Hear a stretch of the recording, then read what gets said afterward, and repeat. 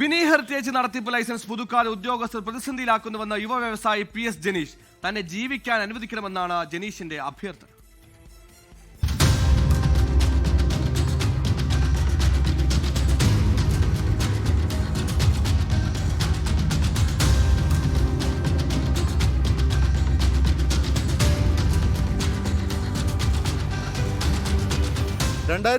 ലാണ് Thrissur Swaraj റൗണ്ടിലെ Bini tourist home നടത്തിപ്പ് PS Janeesh ഏറ്റെടുത്തത്. കെട്ടിടത്തിൽ അറ്റകുറ്റപ്പണി നടത്തി ബിനി ഹെറിറ്റേജ് ആക്കുമ്പോഴേക്കും പലകുറി വിഷയം കോടതി കയറി. കോടതിയുടെ അനുകൂല ഉത്തരവിൽ പ്രവർത്തനം തുടങ്ങി 1 വർഷം പിന്നിടുമ്പോഴാണ് വിചിത്രവാദങ്ങൾ ഉയർത്തി കോർപ്പറേഷൻ ഉദ്യോഗസ്ഥർ ലൈസൻസ് പുതുക്കാതിരുന്നത്. ഹെൽത്ത് ഡിപ്പാർട്ട്മെൻറ്റിൽ നിന്നാണ് ഞങ്ങൾക്ക് ലെറ്റർ തന്നിട്ടുള്ളത്, സെക്രട്ടറി പോലും അല്ല.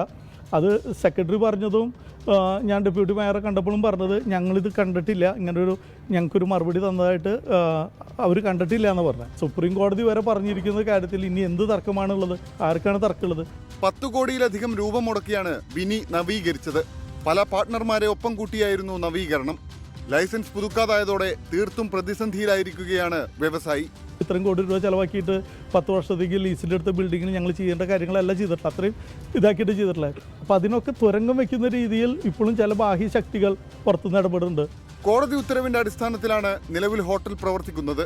കോർപ്പറേഷൻ ഭരണസമിതി ഇടപെട്ട് ഉദ്യോഗസ്ഥരെ നിയന്ത്രിച്ച് ലൈസൻസ് ചട്ടപ്രകാരം പുതുക്കിത്തരണമെന്നാണ് PS ജനീഷ് ആവശ്യപ്പെടുന്നത്. 24 തൃശൂർ.